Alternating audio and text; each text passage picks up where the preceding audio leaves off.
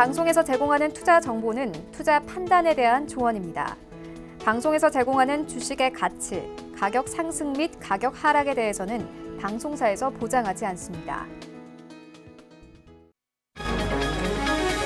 중국 후베이성 우한에서 3차 전세기로 입국한 교민과 중국 등의 외국 국적 가족 147명 전원이 코로나19 검사에서 음성 판정을 받았습니다. 우한 텐허공항에서 비행기 탑승 직전 의심 환자로 분류된 1명과 국내 도착 직후 실시된 검역에서 의심 환자로 분류된 4명 등 5명은 국립중앙의료원으로 이동해 진단검사를 받은 결과 모두 음성이었습니다. 중국에서 코로나19 확진자와 사망자가 후베이성에서만 하루 동안 각각 14,840명, 242명이나 급증했습니다.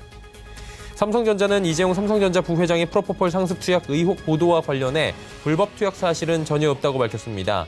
의혹 보도가 나온 지 3시간 만에 공식 입장을 내놓은 것이고 삼성전자는 과거 병원에서 의사의 전문적인 소견에 따라 치료를 받았고 이후 개인적 사정 때문에 불가피하게 방문 진료를 받은 적은 있는데 불법 투약 의혹은 전혀 사실이 아니라고 밝혔습니다. 스페인 바르셀로나에서 오는 24일부터 개막될 예정이던 MWC가 전격 취소됐습니다. 주최 측인 세계이동통신사업자협회는 행사 기간 중 방역 강화와 중국 후베이성 참가자의 출입 통제 등의 자구책을 마련하며 6차례에 걸쳐 공지를 했지만 주요 참가 회사의 불참이 이어지며 취소 결정에 이르게 됐다고 공지했습니다. 시청자 여러분 안녕하십니까. 오늘장 내일장 출발하도록 하겠습니다. 서정덕입니다. 일단 시장이 오늘 옵션 만기일의 모습을 어느 정도는 보여주고 있습니다. 변동성이 강화되고 있는 모습인데 굉장한 롤러코스터 장세는 아니지만 일단 상승하다가 꺾인 부분은 분명히 있습니다. 오후 되면서 코스피 꺾이는 듯한 모습이 보여주고요. 코스닥은 꺾였습니다. 추세가 100% 전환이 됐다, 급락 전환이다 이런 부분은 아닌데 일단 그동안의 상승 랠리의 일정 부분을 반납하는 모습들이 보여지고 있고요.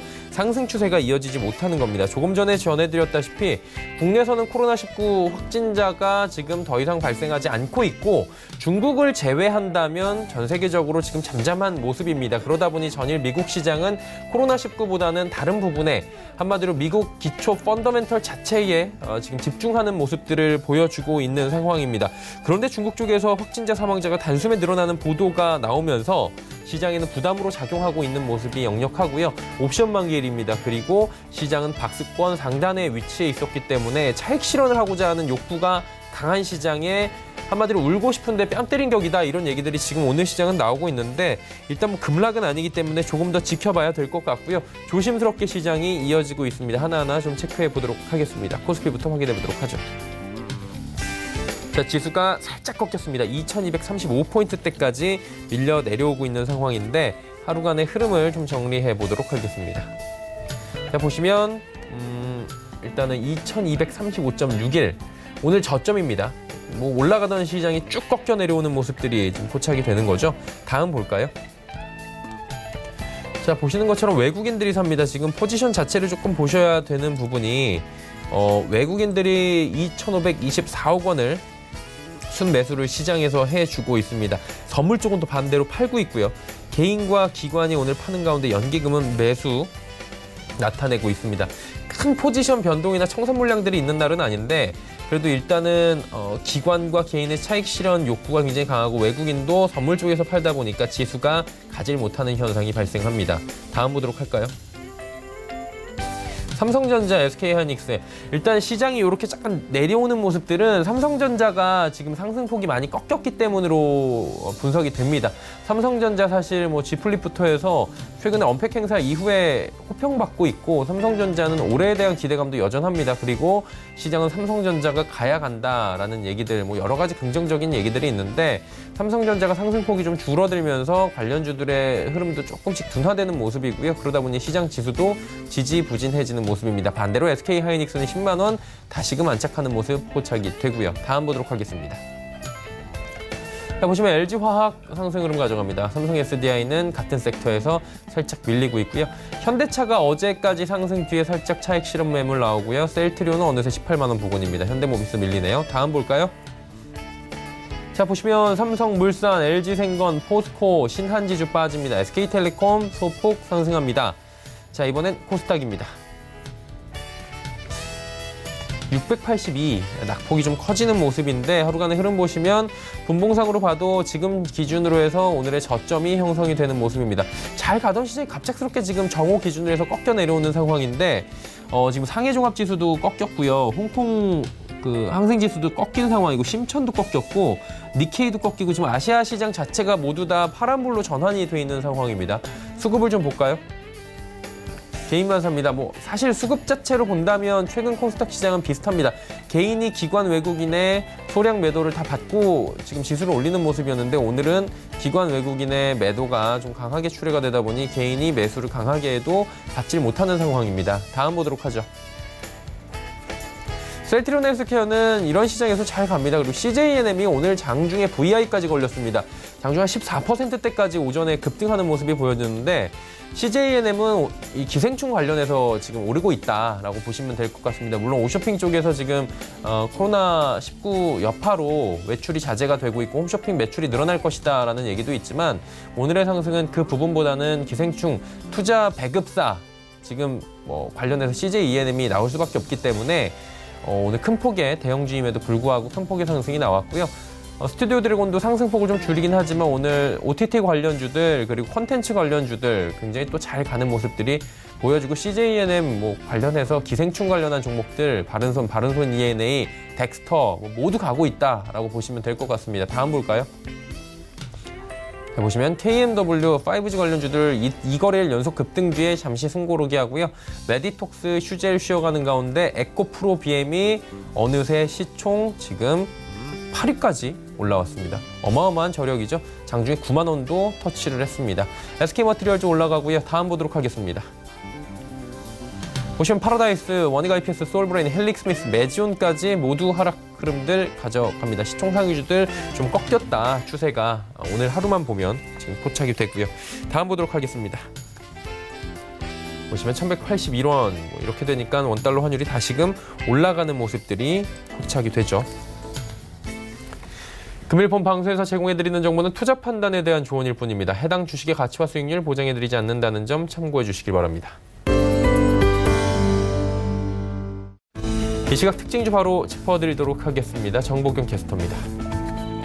네, 옵션 만기일인 오늘 오후 들어 코스피, 코스닥 모두 하락세로 전환한 모습입니다.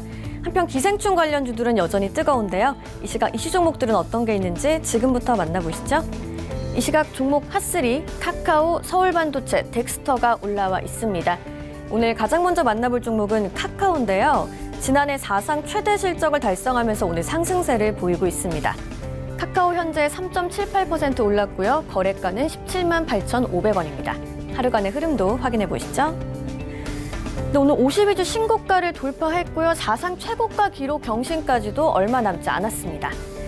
카카오의 지난해 매출액이 3조 898억 원, 영업이익은 2,066억 원을 기록했는데요. 연간 기준으로 매출은 사상 최대, 영업이익은 카카오 다음 합병 당시인 2014년 이후 최고치입니다. 비즈보드 구성장이 실적을 뒷받침하는 가운데 신사업도 순조로운 모습인데요. 카카오뱅크 이용자 수가 1,100만 명을 어느새 돌파했고 카카오페이는 올해 증권사 인수 및 손보사 출범이 예정돼 있는 상황입니다. 다음 종목 만나보시죠. 덱스터가 CJENM과 전략적 파트너십을 구축했다는 소식이 전해졌습니다. 덱스터가 현재 11% 넘게 올랐고요. 거래가는 8,970원입니다. 하루간의 등락폭도 확인해 보시죠. 네, 오전장에 상승하면서 최고가 9,930원을 터치했고요. 현재는 고점 대비 조금 밀려 내려온 모습입니다. 시각특수효과 전문기업인 덱스터가 CJENM을 대상으로 50억 원 규모의 제3자 배정 유상증자를 결정했습니다. CJENM은 덱스터의 2대 주주에 오르게 되는데요. 이에 더해서 두 회사는 다양한 사업 협력을 위한 MOU도 체결했습니다. 한편 덱스터는 영화 기생충의 사운드와 시각특수효과 후보 작업을 맡았는데요. 최근 개최된 음향 시상식에서 사운드 편집 기술상을 수상하면서 후반 제작 기술력이 세계적인 인정을 받고 있습니다. 오늘의 마지막 종목 만나보시죠. 서울반도체는 마이크로 LED 사업 기대감에 강세를 보이고 있습니다. 현재는 10% 넘게 올랐고요. 17,200원의 현재가 형성돼 있습니다.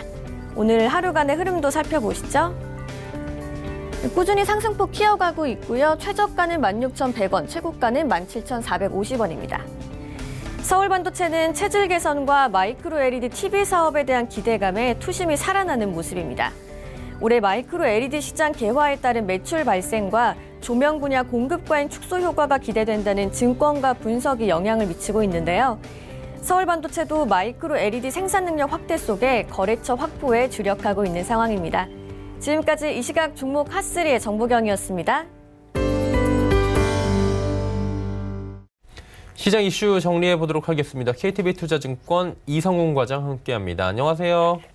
네, 안녕하십니까? 예, 트럼프 행정부가 구글, 아마존, 마이크로소프트, 애플 이런 마가 기술주에 대해서 반독점 조사 확대 방침을 밝혔다고 합니다. 이 영향이 좀 있을 것으로 보이는데 어떻게 보는 게 좋을까요? 네, 우선 지금 현재 구글, 아마존, 마이크로소프트, 애플, 페이스북, 그 미국의 어떤 IT 공룡들에 대한 반독점 조사 확대 방침을 좀 밝혔습니다.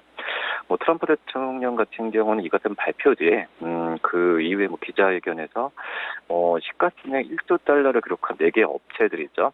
MHA라는 이 마이크로소프트, 아마존, 구글, 애플을 오히려 반독점 행위보다도 우리 시장에서는 더 긍정적으로 바라보고 있다라고 좀 판단이 좀 되고 있고요. 지금 현재 시장 이번에 반독점에 대한 부분은 하루 이틀 나온 얘기가 아니기 때문에 다시 한번 이런 얘기가 나왔을 때 이 주가에 대한 이 종목들의 미국 증시에서 하락세를 보여주면 우리나라 IT 업체들한테도 영향이 좀 있을 것으로 좀 판단이 됩니다. 내용을 살펴보면은 이 말씀드렸던 이 5개 업체가 지난 10년간 인수한 소규모 IT 업체들은 400곳에 지금 이르는 것으로 추산이 되고 있는데, 이 대형 업체를 인수할 때는 법무부, FTC 등의 규제와 감독을 받지만 일정 규모 이하의 기업을 인수할 때는 감독과 규제가 면제되면서 이 같은 사각지대에서 경쟁 저하, 행위 등이 저질렀을 것으로 이 미국의 행정부는 좀 판단을 하고 있다고 볼 수 있겠고요. 이 중요한 분야 합병에 관해서 좀 더 면밀히 들여다볼 것이라고 좀 판단을 지금 한 상태고, 이 같은 조사를 바탕으로 부적절한 합병은 되돌리고 또 관련 구정 개정과 또 조사 범위 확대 여부도 결정하게 될 것이라고 좀 밝혔습니다. 우선 지금 현재 봤을 때도 이 연방거래위원회가 이런 조치는 그동안 진행되었었던 이 어떤 연방 그 거래위원회와 법무부의 반독점 조사가 확대될 것임을 예고하는 것이지 않나 판단이 되고 있고요.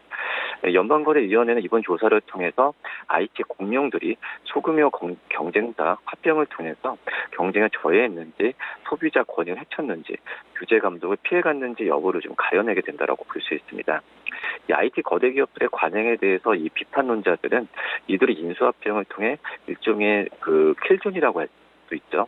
이 살상 구역을 만들면서 스타트업 업체들의 성장에 경쟁사도 자리 잡고 또 자신들에게 위협이 되지 못하도록 아예 싹을 잘라버린다면서 이 때문에 혁신과 투자가 더해되고 있다는 부분을 주장하고 있고요. 반면에 옹호론자들 같은 경우에는 이 소규모 스타트업 기업을 만드는 이들 상당수의 이 대기업의 어떤 비상값에 팔리는 것을 목표로 한다면서 이 같은 M&A 가능성이 이런 스타트업에 대한 투자와 혁신을 촉진하는 원동력이라고 지금 얘기를 하고 있습니다. 그렇기 때문에 이 M&A 같은 경우가 물론 양면성이 더 있다라고 좀 판단이 되고 있고요. 중요한 부분은 이제 주가겠죠. 트럼프 대통령 같은 경우에는 이 11월 재선을 앞두고 그 조사 확대 방침을 발표한다는 부분에 있어서 약간 불편한 심기를 드러내고 있다고 볼 수 있겠는데, 트럼프는 자신의 선거 캠페인 이니셜과 자신과 지지자들이 자주 사용하는 이 MHA, 한마디로 이 마이크로소프트, 아마존, 구글, 이 애플을 합치면서 이들 기업을 지칭하면서 이들이 경제에 상당한 긍정적 효과를 가지고 있다는 부분을 언급을 하고 있습니다. 최근에 미국 시장의 144일간 사상 최고 기록을 보였는데, 이는 어떻게 본다고 한다면 일자리나 경제에 대한 강한 자신감이라고 좀 판단을 하고 있고요. 그렇기 때문에 이런 기업들이 반독점 행위에 대한 규제하는 부분에 있어서는 이 트럼프 대통령이 약간 좀 불편해하는 심기를 나타내주고 있다라고 좀 생각이 되고 있습니다. 그리고 지금 최근 어떤 같은 경우에는 이런 지금 그 애플이나 기업들 같은 경우가 차등 최고에 대한 기대감 더 크게 하는 상황인데, 특히 이제 애플 같은 경우에도 아이폰 매출이 작년에도 봤을 때도 계속 연간으로 봤을 때도 뭐 8% 늘어나는 모습을 계속 보여주고 있기 때문에 이 아이폰 수요에 대한 기대감을 계속 갖고 간다고 한다면 이 애플의 주가도 상당 부분 계속 기대해봐도 괜찮지 않을까, 이렇게 좀 판단이 됩니다. 그리고 미국 쪽에서 이제 5G 관련 소식이 들려오는 게 이동통신업계 3, 4위 T-모바일 스프린트가 합병이 된다라는 소식이 있더라고요. 관련 소식 좀 전해주시겠습니까? 네, 3사의 사업자라고 할 수 있는 T-모바일과 스프린트 간의 합병이 어떤 마지막 관문을 넘어섰다라고 볼 수 있겠는데요. 1, 2가 업체죠. 이 버라이즌과 AT&T의 버금가는 제3의 어떤 통신 공룡이 굉장히 나온다라고 볼 수 있겠고요. 이 T-모바일과 스프린트 간의 합병으로 그래서도 모바일 시장의 경쟁이 낙화하진 않을 것이라는 취지의 판결을 최근에 좀 했는데, 한마디로 이번 합병으로 경쟁이 향상되고 소비자는 이익이 줄 것이라는 부분을 계속 언급을 했습니다. 이 두 회사는 곧바로 합병 마무리 작업에 들어가게 되는데요. 우선은 지금 서두에 말씀드렸던 이 반독점법 이런 부분에 있어서도 그동안의 진행이 더뎠다라고 볼 수 있겠는데, 하지만 그 미국 법무부가 이 어떤 연방통신위원회가 합병을 승인하면서 작년 7월에 그런 부분에 있어서 두 기업 합병에 대한 부분은 어느 정도 얘기가 되지 않았나 예상을 하고 있었다 볼 수 있습니다. 이 T-모바일과 스프린트의 고객 수를 더하면 1억 3천만 명 정도 되는데요. 이 버라이즌이 1억 1,870만 명, AT&T가 1억 6,590만 명이면서 이 어깨를 나란히 하지 않나 이렇게 판단이 되고 있고, 이 세계 벤처 투자 업계의 대부로 알려진 이 손정희 회장이 이끄는 이 소프트뱅크죠. 이 소프트뱅크가 이 T-모바일과 어떻게 보면 스프린트 간의 합병에 있어서 좀 가장 큰 수혜자이지 않나 판단이 됩니다. 물론 스프린트는 최대 주주가 이 소프트뱅크인데, 이 T-모바일과 합병을 하면서 최근에 어떤 투자 손실로 이 소프트뱅크도 많이 안 좋은 상황으로 가고 있는데요. 합병을 하면서 어떤 그 스프린트의 추가적인 자금을 집행하지 않아도 되기 때문에 이 소프트뱅크가 가장 큰 수혜주라는 평가도 있다라고 판단이 좀 되고 있습니다. 소프트뱅크 주가는 올 들어서 20%까지 오르면서 지금 기대감을 계속 갖고 간다라고 볼 수 있겠고요. 역시 우리나라에서는 이제 5G 이 관련된 주가가 어제부터 어제 주가가 크게 상승하는 모습을 보여주고 있는데, 역시 미국에서 이런 합병으로 인한 5G 투자가 크게 개화를 한다면 역시 우리나라 5G 관련 종목들 같은 경우에도 그대로 수혜를 받지 않을까, 이렇게 좀 생각이 듭니다. 지금 현재 봤을 때도 5G 관련주 작년에도 주가가 많이 좋았다가 하반기부터 약간 주춤한 모습 보여주고 있는데, RFHIC 그리고 이노와이어리스, KMW, 오이솔루션, 서진시스템 같은 경우에도 이 어떤 종목마다 또 통신장비 업체적 성장에 따라서 관련 부품사들에 대한 이 전망은 좀 틀리겠지만 전체적인 투자 분위기는 다시 한번 좋아지지 않았나, 이렇게 좀 판단이 되고 있고요. 역시 이제 미국 통신시장의 재평과 함께 공격적인 5G 투자가 본격화된다면 주요 통신사들 공급 업체로 성장된 노키아, 에릭슨, 특히 우리나라는 삼성전자 등의 통신장비 업체 실적이 대표적으로 나가고, 말씀드린 앞에 있던 종목들 같은 경우에도 그 다음에 수혜가 되지 않을까, 이렇게 좀 판단이 됩니다. 네, 알겠습니다. 5G 관련 이야기까지 들어봤고요. 오늘 말씀은 여기까지 듣겠습니다. 고맙습니다. 네, 감사합니다. KTB투자증권 이성훈 과장과 함께했고요. 이슈 칼럼 이어집니다.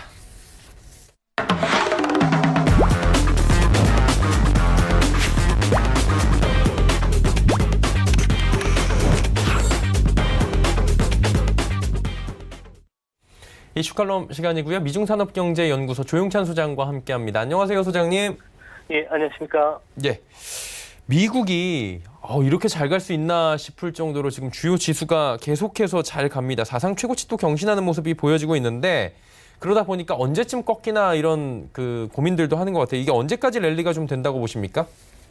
아무래도 지금 현재 미국 증시를 이끄는 3대 호재가 있죠. 거시경제 지표가 양호하고요. 또 4분기 기업 실적이 예상치를 벗어나지 않았는 데다가 최근 발표되는 실적들은 어닝 서프라이즈를 기록하고 있고요. 여기에 장기 금리가 하락하는 게 결정적인 역할을 하고 있습니다. 현재 12개월 뒤에 예상 주가 수익 비율은 18.9배인데요. 상당히 높은 수준입니다.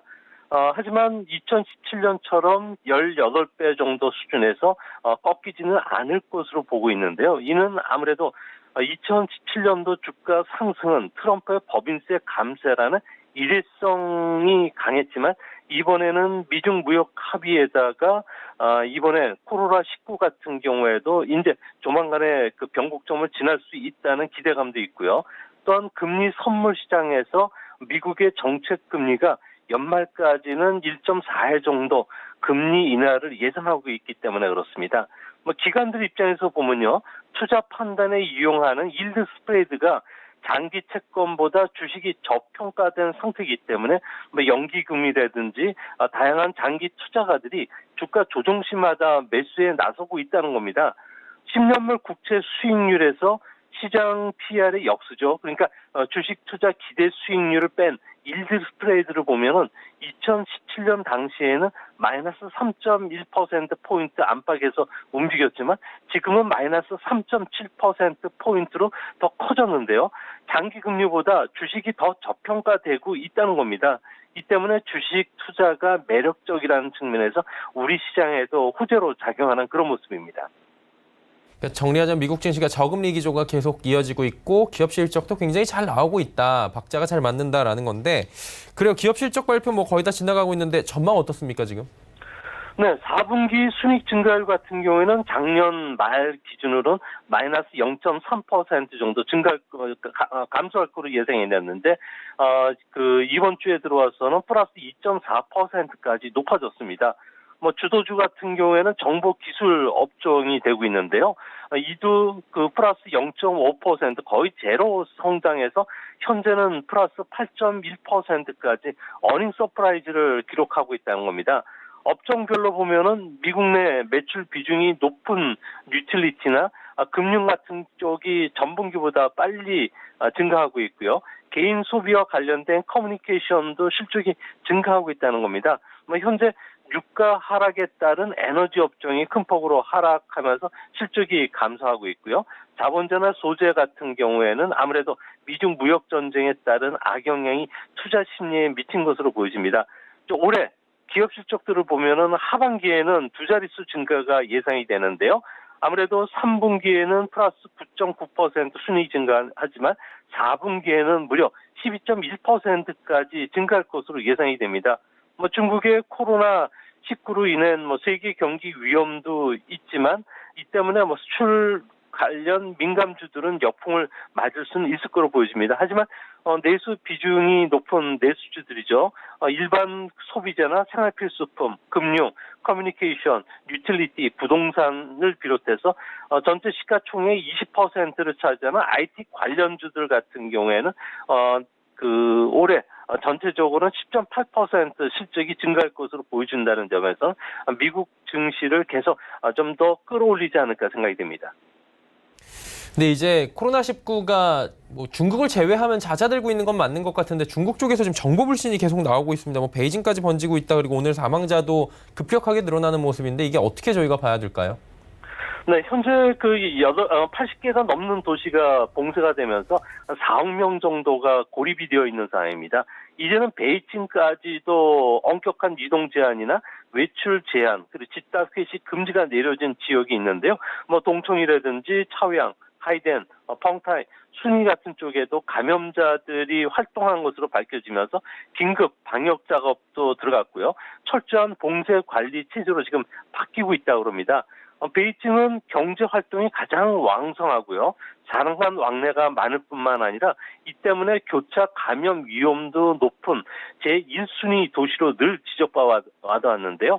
이로 인해서 고관 대작이 거주하고 있는 기관 대원 같은 경우도 지금은 오염이 돼서 기율위원회 임원 6명이 사망했고요. 또 태양광 기업의 부총재인 거부인 양진 같은 경우에도 폐렴으로 사망할 정도라고 합니다.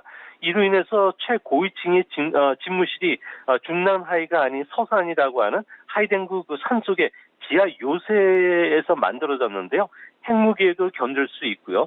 중난 하이와 지하 통로로도 연결될 수가 있기 때문에 이곳에서 가장 안전하게 고위층들은 진물을 보고 있다고 합니다. 그러다 보니까 지금 우려에서 완벽하게 좀 벗어나야지 생활도 하고요. 일상으로 돌아가기도 하고 그다음에 뭐 증시도 더 안정을 찾을 텐데 언제쯤 이게 벗어날 수 있다고 보십니까? 네, 현재 코로나19로 인한 사망자 수가 오늘 급증을 하면서 1,355명 정도가 됐고요. 또한 현재 감염자는 5만 명이 좀 넘어가는 그런 상황입니다. 도시 봉쇄 조치뿐만 아니라 조기 격리와 같은 강력한 개입에 따라서 어느 정도 효과를 보는 듯하게 느껴지긴 하겠지만 아무래도 이번에 감염자라든지 이런 쪽에 새로운 조치들이 내려오면서 당분간 조금 더 증가하지 않을까 보입니다. WHO 같은 경우에는 현재 상황은 초기 단계고 대유행은 아직 피크를 지나지 않았다고 지금 밝히고 있는데요. 이 때문에 앞으로 뉴턴에서 들어온 1억 한 6천만 명이 이제 최대 잠복 기간이 2월 말 정도까지가 되기 때문에 직장 내 감염이 항상 일어날 수도 있고요. 또 바이러스 같은 경우에는 전이나 변이를 일으켜서 독감처럼 인플루엔자가 돼서 만성화될 가능성도 있다는 점에서는 좀 조심스럽게 앞으로도 당분간 지켜봐야 되지 않을까 생각이 됩니다.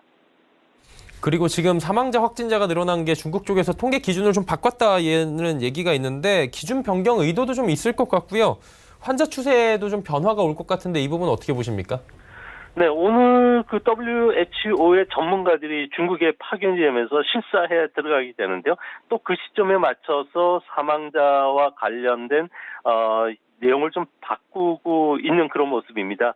아무래도 그동안에 중증 환자 같은 경우에는 아무래도 기존의 진단 키트를 통한 검사에서 통과돼야지만 됐었고요. 인상적으로 폐렴 진단이 보이는 CT 촬영이 있더라도 기초 질환자하고 비교 있었던 사람들 같은 경우는 빠졌던 점, 그리고 집에서 사망했던 사람들 같은 경우에도 통계 수치에 빠졌었는데요. 이제 앞으로 상황은 사진 촬영을 통해서 영상학적 폐렴 수견도 있어야 되겠고요. 또 우한 출신인가, 그리고 후베성 출신인가, 그리고 발열이나 기침 증세가 있는지, 그리고 임상 결과 증상도 나타나야 되는지 다양하게 나눠지고 있기 때문에 앞으로 이런 바뀐 판단 기준에 따라서 현재 환자 수라든지 사망자가 꾸준히 더 많이 나올 가능성이 큰데요. 아무래도 이런 현재 임상 판단 병자들이 갑작스럽게 증가하는 현상은 아무래도 중국 정부가 그동안에 사망자라든지 이런 것들을 숨기려고 했던 의도가 그대로 좀 적나라하게 보여주는 사례가 아닌가 이렇게 보여집니다. 그리고 시진핑 국가 주석이 지금 공식석상에 모습을 드러내지 않는 부분에 대해서도 지금 중국 국민들의 굉장히 원성이 높았다라고 하는데 드디어 현장에 나왔습니다. 그동안 이렇게 모습을 안 드러낸 이유가 있었을까요? 아무래도 전염병과의 전쟁을 선포한 이후에 3회밖에 공식석상의 모습을 드러내지는 않았는데요. 시 주석이 사라진 이유는 아무래도 중국 안에서는 전쟁의 지휘자니까 직접 전투에 참가할 필요는 없었다고들 이야기를 하고 있습니다. 시 주석 같은 경우에는 국가 위기 상황에서 보여준 자신들의 미숙함이라든지 정보 통제, 데이터 조작이 드러나면은 인민 복지나 생명보다 사회 관리를 더 중시했다는 비판이라든지 반발을 사기 때문에 좀 조심스럽게 처신을 했었는데요. 이 때문에 인민 눈높이에 맞춘 이번 책임자들에 대한 문책 사항들, 그리고 방역 총력전과 관련된 지원 정책, 그리고 군대 동원이나 경기 부양책에 조금 더 신경을 쓰면서 아무래도 숙고하는 기간이 더 길어졌었던 것은 아닌가 보여집니다. 또 중국은 2년 뒤에 공산당 대회가 개최가 되는데요. 최고 지도부들의 인사가 단행이 됩니다. 국가적 위기 상황에서 위정자가 실수로 정권이 교체된 적이 상당히 많았는데요. 대학진 운동 때 이후의 실패로 인해서 모 대통령이 또 한때 실각이 됐었고요. 문화 대혁명이라든지 4인방, 천안문 사태 때도 그 지도부들이 교체가 됐기 때문에 이번에는 인재로 드러난 상황이라는 점에서 조그마한 실수가 더 벌어진다면은 권위 추락은 물론 실각될 수도 있기 때문에 조심스럽게 지금 행동한 것은 아닌가 보여집니다. 참고로 중국 경제 같은 경우에는 외부 충격에는 매우 강한 모습을 보이지만 실제 내홍 같은 경우에 내부적인 변혁이 발생했을 경우에는 아주 무척 취약한 구조를 갖고 있는데요. 이는 9천만 명의 당원, 4천만 명의 공무원들이 한 사람 지도 체제하에 계속 연결이 되고 있기 때문에 이게 흔들리면은 국유기업뿐만 아니라 IT 대기업에 대한 대규모 인사 교체 사태들이 일어나기 때문에 소비나 투자, 생산에도 타격을 미친다는 거죠. 이런 것들 때문에 중국의 그 현재 시진핑의 권위 추락과 관련해서는 우리가 좀 눈여겨보셔야 될 사항이 되지 않을까 보여집니다. 그리고 지금 지속적으로 나오는 얘기는 코로나19가 사실 이게 전염병이 아니라 그 주변에서 그 연구하던 생화학 무기다 이런 루머들이 계속 나와요. 이게 뭐 사실일 확률이 그렇게 높지는 않을 것 같은데 어떻게 보십니까?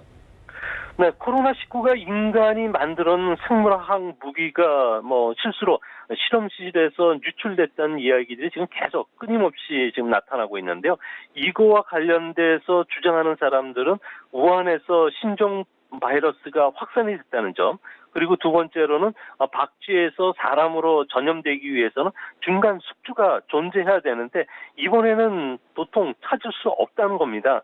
세 번째로는 유출주로 의심받고 있는 우한 생화학연구소 같은 경우에는 중국 안에서도 가장 치명적인 바이러스를 연구하는 생물 안전도 4레벨이라는 거죠. 이는 아무래도 그 생물 병기 연구와 관련된 내용들을 다루다 보니까 이쪽에서 유출됐을 거라는 이야기들이 계속 나오고 있습니다. 또 한 가지는 중국 정부가 미국의 도움을 제의해 왔지만 아직 그 미국의 질병예방센터의 전문가들을 비자 발급을 안 해주고 있는데요. 아무래도 미국 질병연구센터가 중국에 대해서 역학 조사를 한다든지 감염원과 발생 지역에 들어가서 조사를 한다면은 아무래도 인공적으로 만들어졌는지 그리고 누군가의 실수로 유출됐는지를 규명할 수가 있기 때문에 이걸 막았다는 이야기들이 나오고 있습니다. 하지만 생물 무기는 보통 치사율이 높고요. 전염성이 낮다는 특징을 갖고 있습니다. 왜냐하면 자신도 해를 입을 위험이 있기 때문이라는 거죠. 그래서 많은 루머가 확산되고 있지만 어떤 주장도 현재까지는 게놈을 편집해서 바이러스를 만들었다고 볼 증거는 없다는 겁니다. 또 전문가들도 실험실에서 유출됐을 가능성은 적고 또 자연적으로 바이러스가 생성됐을 쪽으로 좀 무게를 싣고 있기 때문에 아무래도 이번에는 좀 조심스럽게 접근해 주셔야 되지 않을까 생각이 듭니다. 예. 지금 수원 지역에서 코로나19 검사 예정, 지금 남성이 숨진 채 발견됐는데 확실히 코로나19 때문이다라는 부분에 대해서는 아직 단정된 것이 없다라고 이야기가 나왔습니다. 다양한 가능성이 열려 있다. 이 부분에 대해서는 지금 향후에 질본에서 발표를 할 것입니다. 사망 사유에 대해서는 5시에 발표를 할 것이다라고 얘기가 나오네요.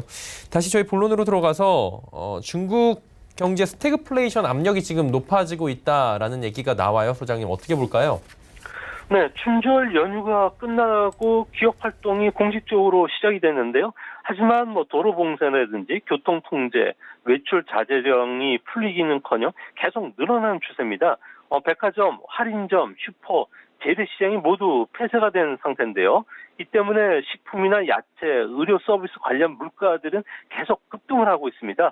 또한 제품을 생산해도 팔리지를 않다 상황이고요. 또 고용 환경도 지금 더 악화되는 상황이기 때문에 그야말로 중국 경제는 스태그플레이션 상황으로 빠져드는 그런 모습이 뚜렷해지고 있습니다. 신종 코렐라가 소멸이 된다면은 경기 부양책 효과로 일시적으로 경기 회복을 느낄 수는 있겠지만 이전처럼 6% 경기 회복은 아주 유연하다고 볼 수 있는데요. 이렇게 보는 거는 1월 무역 통계가 7일 발표할 예정으로 있었는데 갑자기 1월과 2월 데이터를 한꺼번에 묶어서 3월에 발표하겠다고 연결시킨 겁니다. 아무래도 내용이 충격적인 결과가 담겨져 있었기 때문인 것으로 보여지는데요. 다음 달 발표될 1, 2월 경제 지표가 나오면은 아무래도 현재 상황을 봐가지고는 제로 성장에 가까울 정도로 1분기 경제 지표는 아주 충격적이지 않을까 보여집니다. 이제 앞으로가 더 문제인데요. 세계는 중국이 아시아의 진짜 병자이고 자신들이 그 중국의 꿈을 꿔왔다는 것을 이제 깨달았다는 것을 보여줄 수가 있다는 점에서 중국과 관련된 환상이 아무래도 1분기 경제 지표가 발표되는 3월 초에는 뚜렷하게 나타나지 않을까 보여집니다. 코로나19와 사스 사태가 좀 차이가 있다라고 말씀해 주셨는데 이게 구체적으로 좀 어떻게 다른 겁니까? 여러 가지 좀 비교가 계속 되잖아요. 네, 사스 같은 경우에도 그 6월 달에 종료가 되면서 중국 경제는 바로 V자형 회복을 했습니다. 이 때문에 이번에 코로나19도 이런 형태만 진행이 된다면 우리 경제에도 도움이 될 거로 보고 있는데요. 하지만 조금 냉정하게 보면요. 사스 때는 중국의 1인당 GDP가 3,800달러 정도였습니다. 이 때문에 자동차나 가전제품을 갖고 있는 사람이 그렇게 많지는 않았기 때문에 보조금만 주면은 수요를 얼마든지 창출시킬 수 있었다는 겁니다. 또 한 가지는 정책 총동원령을 발행하면서 4조 유엔이라는 돈을 풀었는데요. 이렇게 되면 공급도 함께 창출해줬기 때문에 수요와 공급이 함께 창출되는 거는 아무래도 중국의 성장을 9% 끌어올리는 데 결정적인 역할을 했다는 겁니다. 하지만 지금은 1인당 GDP가 10,000불을 돌파했는데요. 중간소득 국가이기 때문에 보조금을 준다고 해서 하루 4끼 먹는 것도 아니고요. 자동차나 가전제품도 다 좋은 거 갖고 있는데 두세 대씩 더 사지도 않는다는 겁니다. 그런 측면에서 소비나 생산이 급속히 올라가기는 힘들겠고요. 또 미중 1단계 무역 합의로 무역 전쟁은 현재 휴전 상태이지만 위해나 절하를 기대할 수도 없고요. 또 세계 경기도 하락 압력을 받고 있기 때문에 돈을 푼다고 해서 수출이 늘어나지도 기업 투자가 활성화되기도 상당히 어렵다는 겁니다. 오히려 돈을 계속 풀었을 경우에는 부동산 버블 문제가 터질 가능성도 있고요. 또 과잉 생산 시설 문제를 지금까지 노력해왔는데 무이롭게 칠 수도 있고요. 금융권의 부실 문제가 다시 또 위험 수준까지 올라올 수 있기 때문에 새로운 리스크를 발생시킬 수 있다는 점에서 중국이 이전과 같이 V자 회복이라든지 부활이라는 단어를 쓸 정도의 경기 회복은 사실상 어렵지 않을까 생각이 됩니다. 예, 알겠습니다. 오늘 말씀은 여기까지 듣도록 하겠습니다. 고맙습니다. 예, 감사합니다. 미중산업경제연구소 조용찬 소장과 함께했고요. 종목 이야기 바로 출발합니다.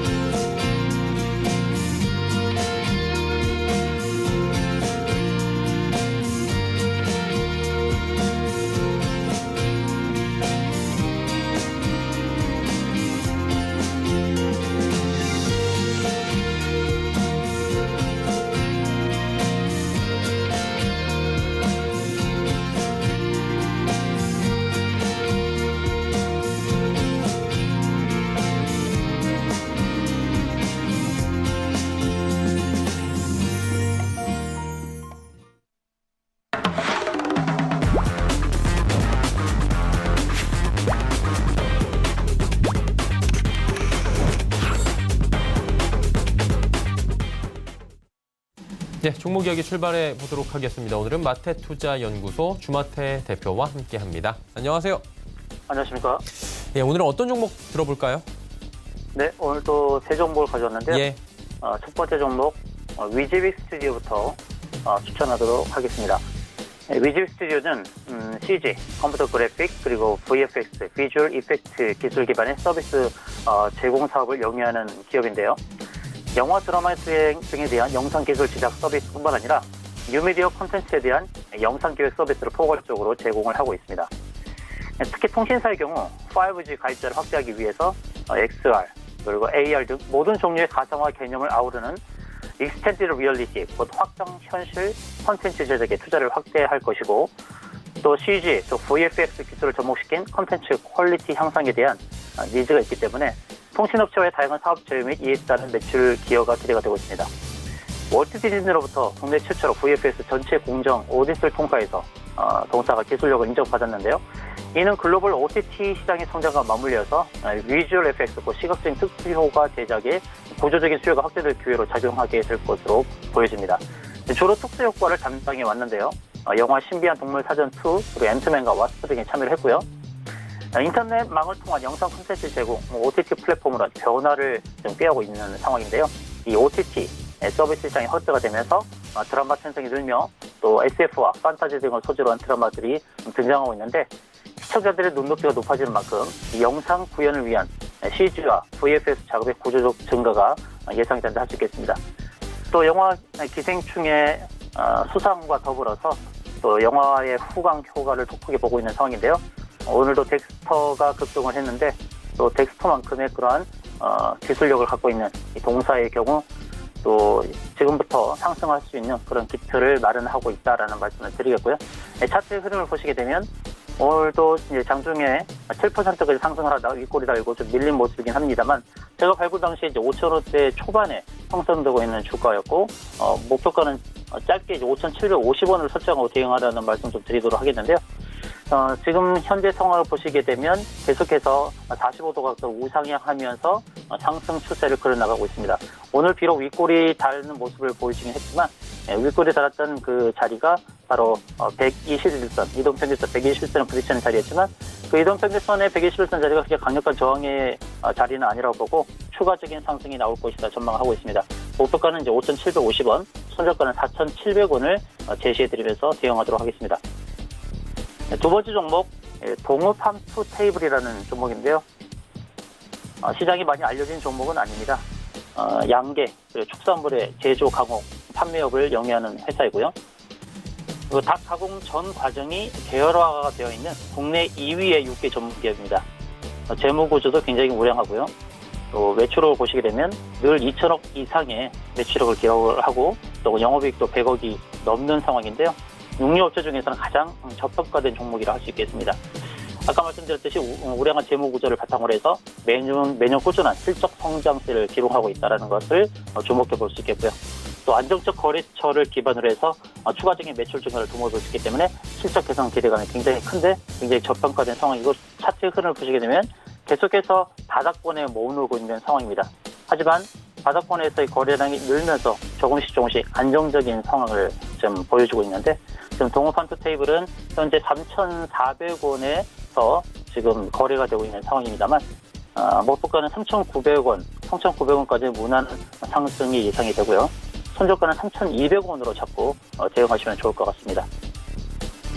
이제 세 번째 종목 말씀드리겠는데요. 세 번째 종목은 이제 G3 BNT가 되겠습니다. G3 BNT는 세 개의 자회사를 통한 신약 개발을 진행하고 있는데요.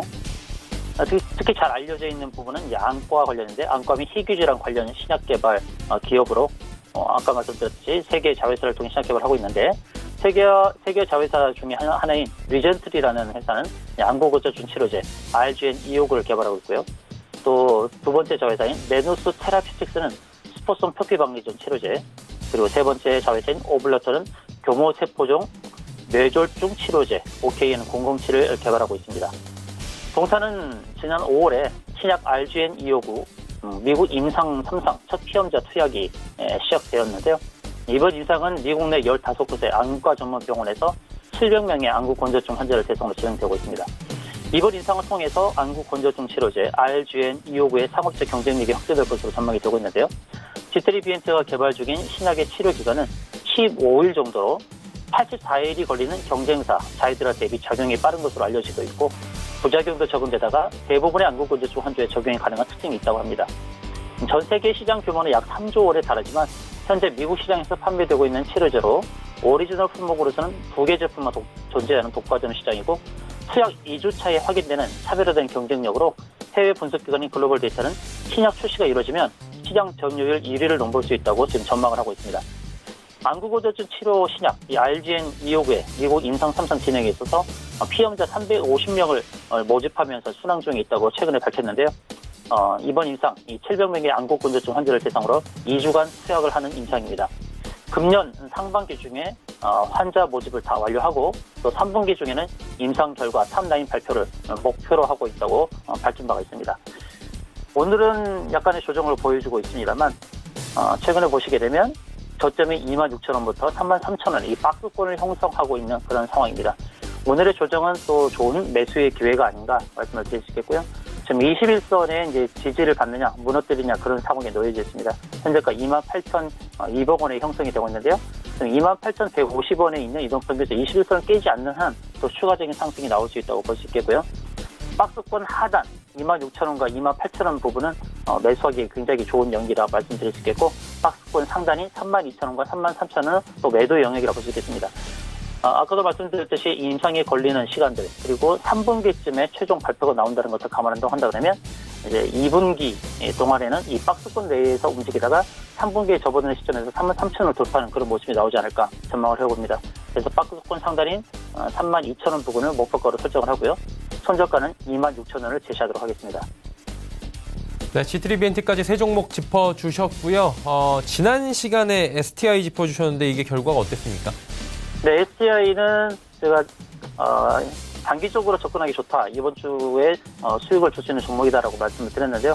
그러면서 짧게 19,900원의 목표가를 설정하고 대응하자 이렇게 전한 바가 있습니다.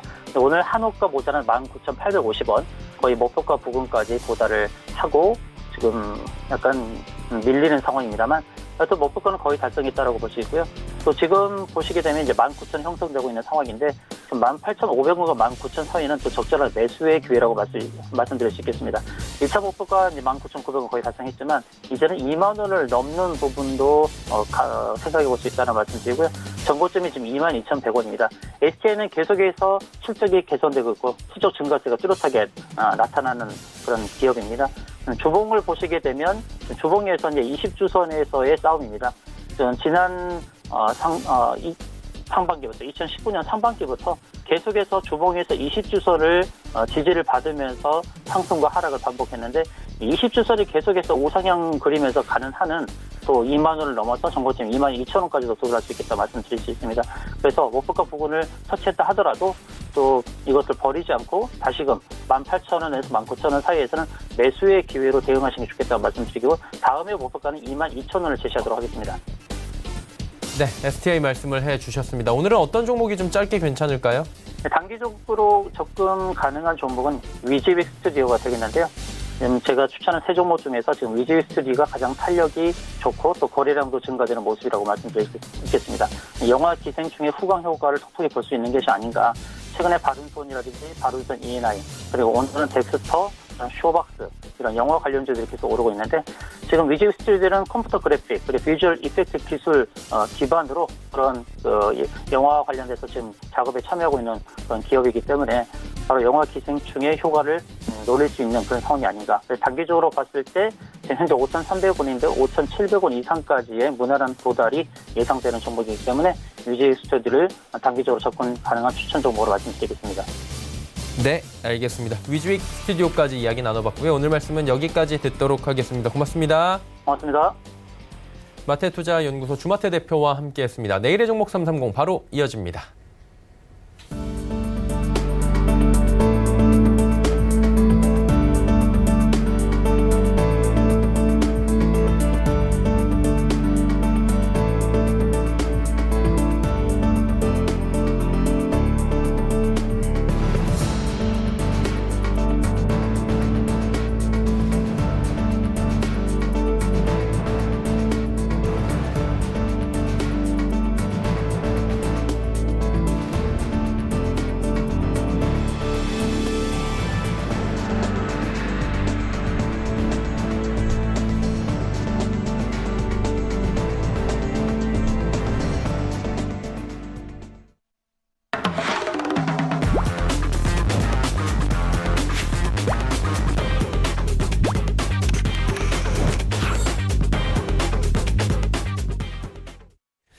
내일의 종목 330 시간입니다. 이지환 멘토 오늘도 함께합니다. 어서 오세요. 안녕하세요. 네, 오늘의 주제부터 바로 살펴보도록 하죠. 자, 주제 보시면 IT 섹터 내 순환매 흐름이라고 들어와 있네요. 자, 어떤 내용인지 바로 만나보도록 하죠. 네, IT 종목이 주도 섹터고 그 안에 순환매가 나온다는 계속해서 말씀드렸는데 최근에 이제 나스닥 흐름과 좀 맞물리면서 좀 연계되는 움직임에서 조금은 그 순환매적인 흐름이 조금 달라지는 모습이 나오고 있습니다. 이 부분은 이제 한번 좀 짚어봐야 되겠는데요. 최근에 이제 미국 증시를 보시면은 거의 다우 지수와 S&P 지수와 더불어서 특히 나스닥 지수가 전체적으로 상승을 좀 견인하는 모습을 보여주고 있고 그 가운데서 기술주들이 상승이 좀 도드라지는 모습을 보여주고 있습니다. 최근에 지난주부터 우리 장의 흐름을 좀 보면 미국 나스닥 지수에서 반등이 나오는 종목과 동일한 섹터 내 종목들이 반등하는 움직임들을 좀 보여주면서 상당히 연관돼서 움직이는 모습을 좀 보여주고 있습니다. 그 부분이 테슬라가 급등을 하면서 2차 전지가 움직인 이후에 두드러지는 특징인데 최근에는 보시면은 특히 카메라 모드 PCB, MLCC뿐만 아니라 전체적으로 나스닥에서 강한 종목들이 크게 반등을 주는데 지난주 이후에 후반부부터는 5G 종목들을 좀 보시면은 미국의 3, 4위 통신업체들이 합병설이 나오면서 5G 종목들이 또 강하게 상승하는 모습을 좀 보여줬고요. 이 기간 동안 2차 전지와 5G 종목들이 오를 때 반도체, 특히 반도체 소재 관련된 종목들이 좀 쉬어가는 모습을 보였는데 다시 미국의 나스닥 마이크론이 실적이 또 급등을 하는 모습을 보여주면서 바로 또 거기에 하답하면서 반도체 관련된 종목들이 오늘 상승은 좀 좋은 흐름을 이어가고 있습니다. 이런 점들을 좀 보신다면은 전체적으로 지금 나스닥에 동조되어 있는 종목들이 그대로 하나의 바스켓을 형성하면서 우리 시장 내부에서도 똑같은 순환매 흐름을 좀 보여주고 있는데요. 그런 부분들을 좀 보신다면은 나스닥의 흐름과 좀 동질시하면서 대응을 하면 순환매를 조금 더 찾기가 좀 빨라진다라는 부분을 말씀을 좀 드리겠고요. 이 IT 섹터는 전체가 업황 호조와 함께 맞물리면서 특히 이제 외국인 수급으로 움직이는 종목인데 결국에는 우리 시장에 들어오는 외국인 수급들이 결국에 나스닥 시장에 들어오는 수급과 똑같다라는 관점 안에서 하나의 바스켓으로 움직인다. 라는 관점으로 좀 보신다면 이 순환매 구조를 좀 이해하기 쉽다라고 말씀을 드리겠고요. 그런 점에서 보시면은 2차 전지와 5G 반도체가 순환매를 겪고 있고 특히 이제 MLCC 같은 경우는 큰 폭의 상승이 아니면서 계속해서 상승이 좀 이어지는 모습을 좀 보여주고 있습니다. 반면에 휴대폰 관련된 종목과 PCB 관련된 종목이 조금 쉬어가는데 특히 이제 PCB 관련된 종목들 같은 경우에는 상승하는 종목과 정체된 종목이 나뉘는데 아마도 지금부터 이제 좀 생각하셔야 되는 부분이 IT 섹터가 주도 섹터로서 1차 상승을 보여줄 때는 전체 종목들이 다 같이 올라왔다면 이번 조정 이후에 2차 반등부터는 아마 선별적으로 실적이 좋은 종목들 위주로 선택이 좀 좁아진다라는 점에서 보신다면 최근에 이제 IT 종목 내에서도 가는 종목과 가지 않는 종목이 이제 서서히 나뉘는 시기에 들어왔다라고 말씀을 드리겠습니다. 네, 말씀해 주신 부분 중에서 뭐 관련 섹터 연결 지어서 저희가 볼만한 부분이 있다면 짚어주시겠습니까? 네, 섹터 내에서 이제 대표 종목들을 조금은 참고를 하시면 되는데요. 2차 전지 관련된 종목들은 LG화학과 삼성 SDI 여기에 첨보라는 종목인데 전체적으로 이 세 종목과 일찍 멋질 네 종목이 선두를 좀 형성하면서 기타 이제 소재 관련적으로 급등하는 종목들이 나오는데 계속해서 꾸준하게 좀 보실 분들은 삼성 SDI와 첨보 위주로 좀 보시면 되겠고요. 5G 종목은 KMW와 계속 말씀드린 서진 시스템 관련된 쪽, 그리고 반도체 관련된 종목들은 삼성전자, SK 하이닉스, 이제는 전방 사업이 조금 더 강해질 수 있는 구간이 왔습니다. 여기에 이제 원익 QNC나 테코인 같은 종목들, 그리고 MLCC, PCB, 카메라 모듈 한 종목을 볼 수 있는 삼성전기, 이런 종목들 위주로 좀 추격해서 보신다면은 순환매적인 흐름에 동참할 수 있다. 이렇게 좀 말씀을 드리겠습니다. 네, 알겠습니다. 오늘 말씀은 여기까지 듣도록 하겠습니다. 고맙습니다. 고맙습니다. 예, 이지환 멘토와 함께했고요. 금일 본 방송에서 제공해드린 정보는 투자 판단에 대한 조언이었습니다. 해당 주식의 가치와 수익률 보장해드리지 않는다는 점 참고해 주시길 바랍니다. 저희가 준비한 소식은 여기까지입니다. 잠시 뒤에는 마감 임박 60분의 승부 이어집니다. 함께해 주시기 바랍니다. 고맙습니다.